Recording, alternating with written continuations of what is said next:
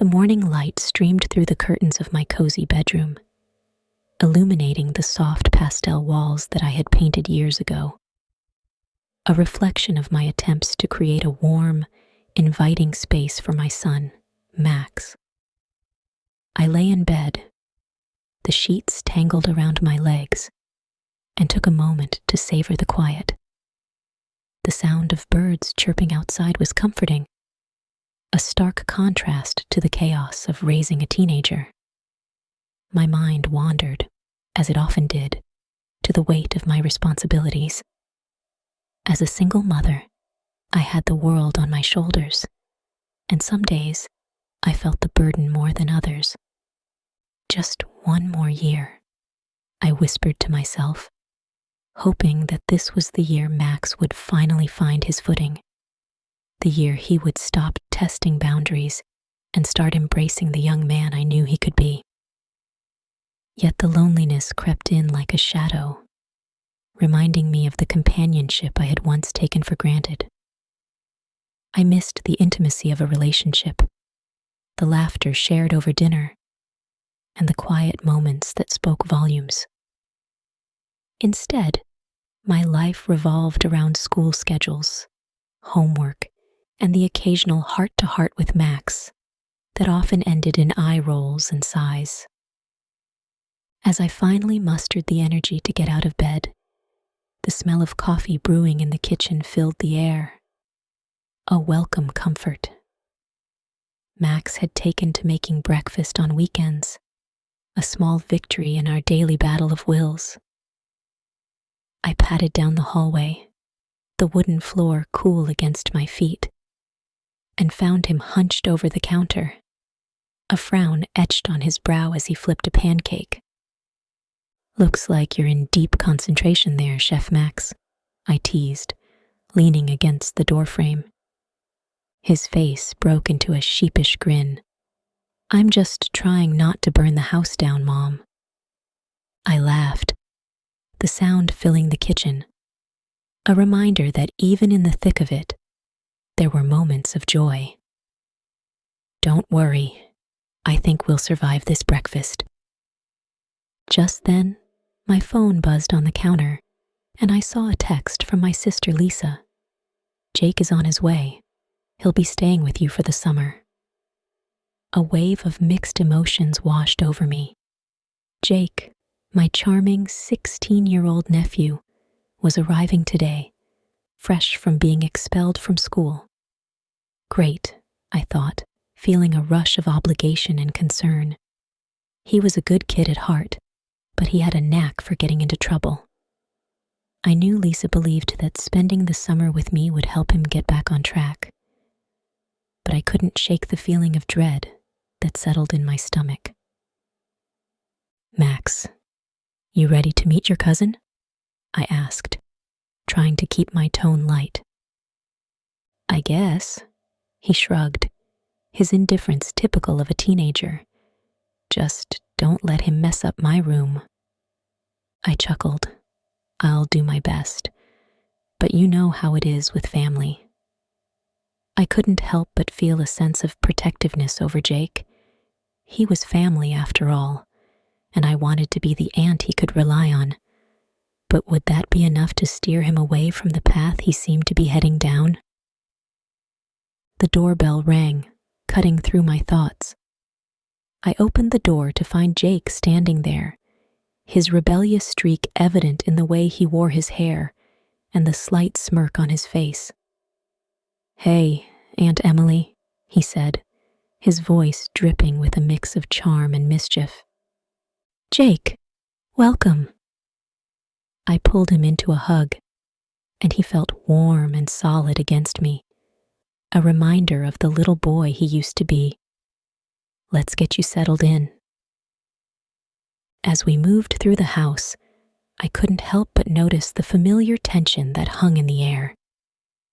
Jake was a whirlwind of energy, and I found myself feeling a mix of nostalgia and protectiveness as I watched him. I hoped that this summer would be a turning point for him, a chance to find his way again. That night, after a family dinner filled with laughter, and light-hearted teasing, I collapsed onto the couch, exhaustion washing over me. The comforting weight of the blanket enveloped me as I drifted into a peaceful sleep. Little did I know, Jake was restless, his mind racing with thoughts and curiosities. In the dim light of the hallway, he wandered quietly into my room, drawn in by the sight of me sleeping peacefully. I was oblivious to the intensity of his gaze, the unspoken tension that filled the space around us. In that moment, as he stood there, the air grew thick with possibilities, and the line between family and something more began to blur. The sun streamed through the kitchen window the next morning, illuminating the dust motes dancing in the air. I was already up, nervously sipping my coffee, trying to shake off the lingering sensation from last night's encounter with Jake. I had no idea that he had been in my room, but the thought of him wandering so close to me sent shivers down my spine. When he finally appeared, his tousled hair and sleepy smile made my heart flutter unexpectedly.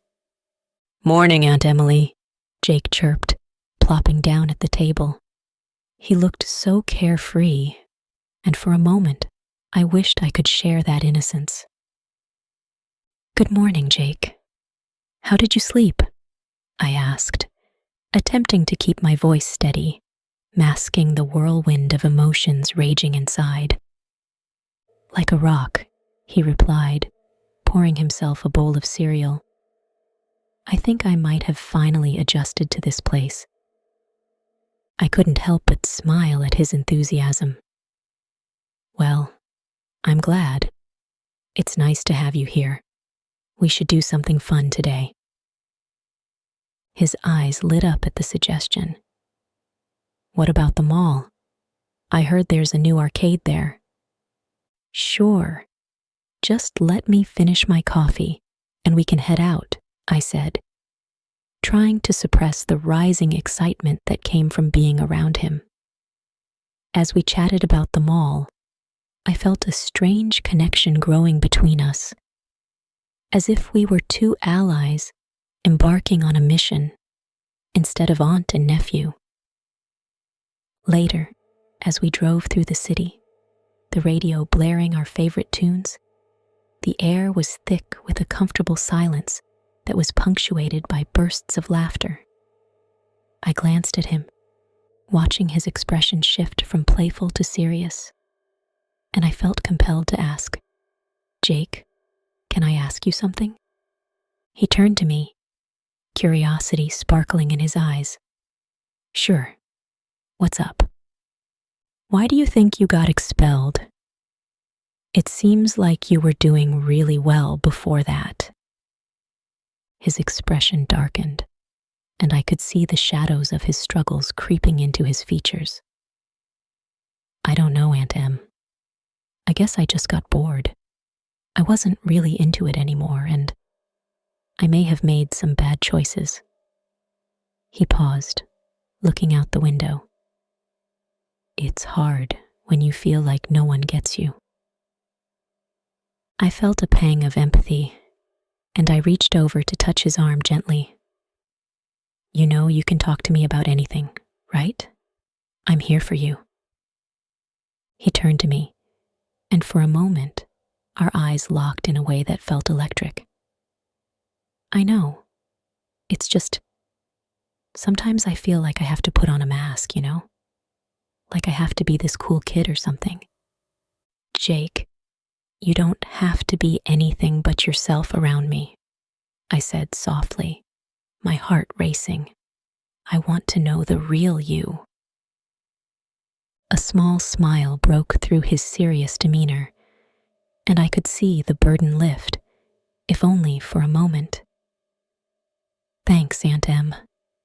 That means a lot." As the day wore on, I couldn't shake the feeling that our bond had shifted, deepened into something personal and meaningful. We shared stories, laughter, and even a few vulnerable moments, but I knew there was an unspoken tension hanging in the air that neither of us wanted to address. That night, after a long day, I settled into bed, mentally replaying our conversations. Just as I was drifting off to sleep, I heard the faintest sound, like a door creaking open. My heart raced, but I dismissed it, convincing myself it was just my imagination. Suddenly, I felt a presence beside me. I stirred, my eyes fluttering open to see Jake leaning over me, his face illuminated by the soft glow of the moonlight filtering through the window. "Jake?" I breathed, suddenly wide awake. "Shh," he whispered, his voice low and tantalizing. "I just wanted to see you." Our eyes locked, and in that moment, the world outside ceased to exist. The air thickened with an intoxicating mix of fear and longing. I could see the wildness in his gaze, a mixture of desire and uncertainty that sent my heart racing. "What are you doing?" I asked, my voice shaky. "I don't know," he admitted, leaning closer, "but I had to be near you." As he hovered above me, the weight of our unspoken feelings engulfed us, leaving us breathless. It was a moment suspended in time, fraught with possibility and danger. My heart pounded in my chest, the boundary between aunt and nephew shrinking to an almost imperceptible line. I woke up the next morning with a heavy heart, the sunlight streaming through the curtains feeling more like an accusation than a blessing. I could still feel the electric charge of last night's encounter with Jake lingering in the air, a tension that made my skin prickle. I pulled the covers over my head, wishing that I could hide from my own thoughts, but the reality was undeniable. There was an undeniable shift between us, one that I couldn't simply dismiss as a fleeting moment. As I reluctantly got out of bed, I heard Jake's laughter drifting from the kitchen. He was trying to make breakfast, a mix of clattering pots and the unmistakable scent of burnt toast. I took a deep breath, steeling myself for the day ahead. I had to maintain my composure, to act as if nothing had changed, even though everything felt like it had been turned upside down. "Hey, Aunt Emily, you want some breakfast?" Jake called out, his voice bright and carefree, a stark contrast to the turmoil swirling inside me. I walked into the kitchen, forcing a smile.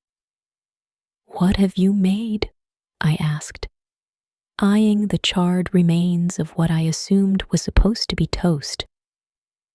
"Just a little something to start the day right," he grinned, a mischievous glint in his eyes.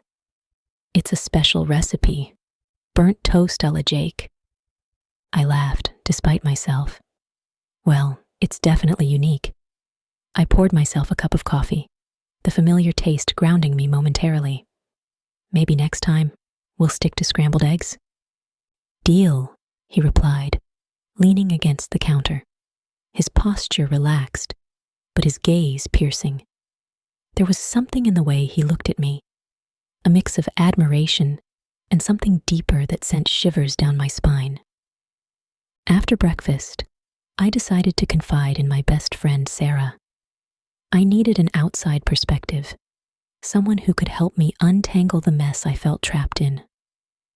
We met at a nearby cafe, and as I recounted the events of the past few days, I could see the concern etching itself across her features. "Emily, you need to be careful," she said, leaning in closer, her voice low. "This isn't just a crush. It's complicated. He's your nephew. You have to set boundaries." I know, I replied, running my fingers through my hair in frustration. "But there's something about him. He's so alive. He makes me feel things I haven't felt in years. Those feelings are dangerous, Sarah warned. You're his aunt. You have to think about what this could do to your family. I sighed, feeling the weight of her words. I don't want to hurt anyone, but there's this connection between us that I can't ignore. I don't want to push him away. Then you need to create some distance, she insisted, her eyes serious. It's the only way to protect yourself and him. I nodded, knowing she was right. But the thought of doing so felt like tearing apart something beautiful, something that had blossomed in the midst of chaos. As we parted ways, I felt a sense of dread settle in my stomach. How could I distance myself from Jake when every moment with him felt like a breath of fresh air? That evening, I tried to reach out to Jake, but he seemed distant, almost sullen. I could sense the shift. He was pulling away, and it made my heart ache. Jake, is everything okay? I asked, watching him as he stared out the window, lost in thought. Yeah, just thinking, he replied, his tone evasive. School's tough, you know. Do you want to talk about it? I offered, hoping to bridge the growing gap between us. No, it's fine. He shrugged, but the hurt flickering in his eyes told me otherwise. Jake, I said gently, you can talk to me. I care about you. You know that, right? I guess, he muttered, his voice barely above a whisper. It just feels like nobody really gets it. I took a step closer, wanting to comfort him, but also feeling the invisible wall he was erecting between us.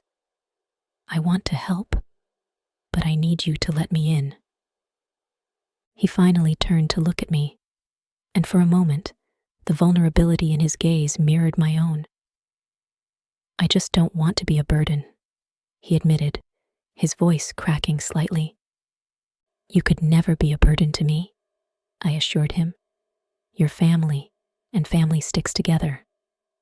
But as I said those words, I couldn't shake the feeling that I was losing him. The weight of our unspoken feelings hung heavy in the air, and I feared that without some intervention, we would drift apart, slipping through each other's fingers like sand. The night was thick with tension, the air charged with an unspoken weight that seemed to settle between Jake and me like a thick fog. I was in the kitchen, rinsing the dishes from dinner, when I heard footsteps behind me. I turned, and there he was. Jake, leaning against the doorframe, his expression unreadable. Can we talk? He asked, his voice low but steady. Of course, I replied, trying to keep my tone light, even as my heart raced at the thought of what he might say. I dried my hands on a dish towel and gestured for him to sit at the small kitchen table. The bright overhead light cast a warm glow, but the shadows in the corners seemed to loom larger than usual. Jake hesitated for a moment before taking a seat, his fingers fidgeting with the edge of the table. I've been thinking a lot about us, he began, his gaze fixed on the grain of the wood, about how close we've become. I swallowed hard, feeling a mix of anticipation and dread. Yeah, it's been nice having you here. I really enjoy spending time with you, Jake. He looked up, his blue eyes piercing through the dim light. No, it's more than that, Emily. I feel like there's something between us that's different. I can't just pretend it's not there. I felt my breath hitch. What do you mean? I tried to keep my voice steady, but it trembled slightly, betraying the storm of emotions inside me. I mean, I care about you. Like, really care. He leaned closer, his intensity making me acutely aware of the distance that separated us. You're not just my aunt to me anymore. You're someone I want to be with. The words hung in the air, heavy and electric. A jolt of shock coursed through me, mingled with an undeniable thrill, but guilt crashed over me like a wave, pulling me under. Jake, this isn't right, I managed to say, though my heart was racing at the thought of crossing a line I knew I shouldn't even consider. Why not? He pressed, his brow furrowing in frustration. We're not blood-related in that way. We're just what? Family? I interrupted, my voice sharper than I intended. That matters, Jake. It's not just about biology. It's about boundaries. But I don't want to think about that, he said, his voice rising slightly. I want to be honest about how I feel. I can't help it if I'm drawn to you. I felt my resolve wavering, my heart pounding in my chest. I started, but the right words eluded me. Instead, I felt a rush of warmth and an urge to reach out to him, to comfort him. The air was thick with unspoken desires, and the tension surged between us. In a moment of weakness, I leaned forward, my heart racing as I brushed my lips against his, a fleeting kiss that ignited a fire I hadn't realized was smoldering beneath the surface. The instant our lips met, a shock of electricity surged through me. But before I could process the implications, the familiar sound of the front door creaking open shattered the moment. Mom? Max's voice called out, echoing down the hallway. Panic washed over me, and I pulled away from Jake, my heart racing with guilt and fear. Oh my God, I whispered, my hands shaking as I looked at him. What did we just do? Jake's expression was a mix of exhilaration and dread. I didn't mean for him to come home now, he muttered, glancing nervously toward the hallway where Max's footsteps grew louder. I pressed my fingers to my lips, my mind racing with the consequences of that brief moment we had shared. We have to act normal, I whispered urgently, trying to compose myself. Just play it cool. Max walked into the kitchen, his backpack slung over one shoulder, looking between us with a quizzical expression. What's going on? You guys look weird, he said, raising an eyebrow. I forced a smile, my stomach in knots. Oh, nothing. Just talking, I stammered, feeling the heat rise in my cheeks. Jake quickly stood up, his demeanor shifting to casual. Yeah, just hanging out. How was your day? Max shrugged, oblivious to the tension that lingered. Same old, same old. Can I get a snack? Sure, help yourself, I replied, trying to sound nonchalant. As he rummaged through the pantry, I exchanged a glance with Jake, and in that fleeting moment, the gravity of our actions crashed down on me like a tidal wave. As the evening wore on, I felt the weight of our secret pressing heavily on my chest. The laughter and chatter of Max filled the room, but I could barely focus on anything other than the lingering taste of Jake's kiss and the reality of what had just transpired. I was trapped in a whirlwind of emotions, confusion, desire, and a deep sense of betrayal. How could I have let it come to this? How would I ever face my sister if she knew? The questions spiraled in my mind, and I realized that our bond had irrevocably shifted, plunging us into uncharted waters where love and loyalty clashed in a tumultuous storm. As the summer days stretched into a hazy warmth, I felt myself slipping further into a reality I never intended to inhabit. Jake and I had crossed lines I never thought I would even entertain. Every time I caught a glimpse of him, my heart raced, and my mind wrestled with the weight of our secret. I withdrew from my friends, canceled plans, and avoided Sarah's probing questions about my well-being. It was easier to retreat into the cocoon of my home, where the outside world couldn't judge the tangled threads of my feelings for my nephew. "Emily, are you coming to the barbecue at Sarah's tomorrow?" Max asked one evening as we prepared dinner. His voice broke through the fog of my thoughts, and I looked up to see him eyeing me with concern. I think I'll stay home," I replied, forcing a smile that felt more like a grimace. "You have fun, okay?" "Mom, you can't hide from everyone forever," he said, his tone edged with frustration. "I get that things have been weird since Jake came to stay, but you need to talk to someone." I waved him off, but his words lingered in my mind. I was hiding, and deep down, I knew it. I was pretending everything was fine while my heart was in turmoil. The weight of my secret felt like a boulder pressing down on my chest.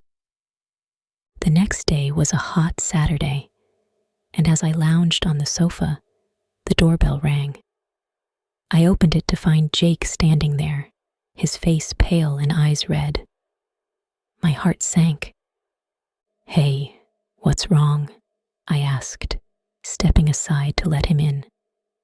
He staggered in like he was carrying the world on his shoulders and shut the door behind him. "I just had a fight with Mom," he said, his voice thick with emotion. "She doesn't understand me. She just keeps blaming you for everything." "Jake, I started, but he cut me off. "Don't," he yelled, his voice echoing in the silence of the house. "You don't get it. I need you, Emily.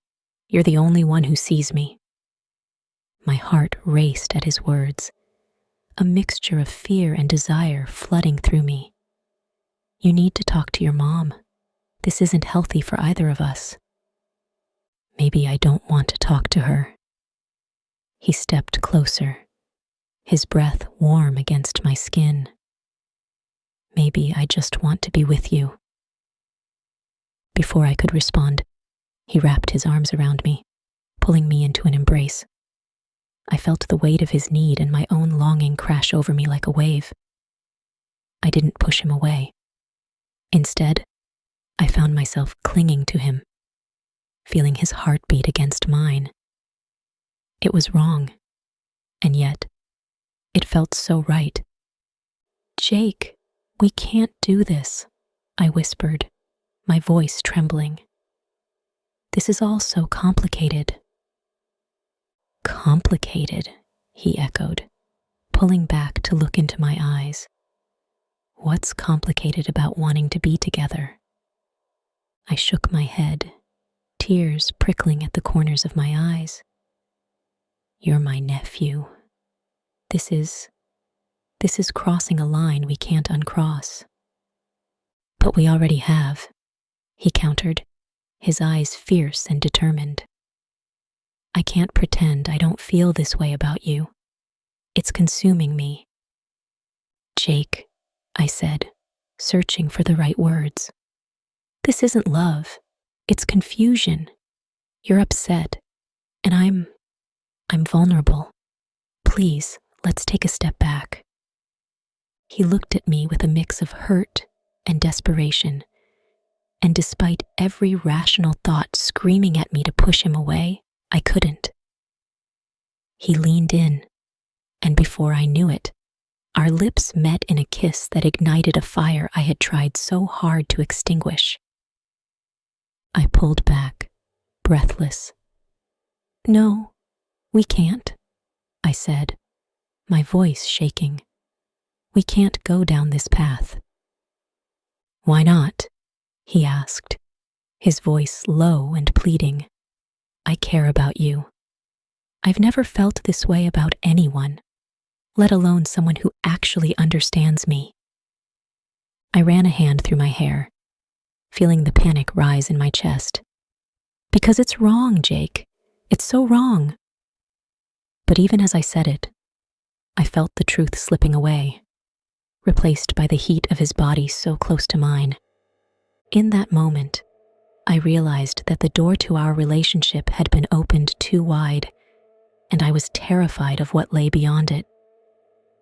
The summer stretched before us, full of promise and peril, and I knew that we were teetering on the edge of something I couldn't control. I stood in the kitchen, nervously stirring a pot of pasta, when the front door swung open. My heart dropped. Lisa was back early from her trip.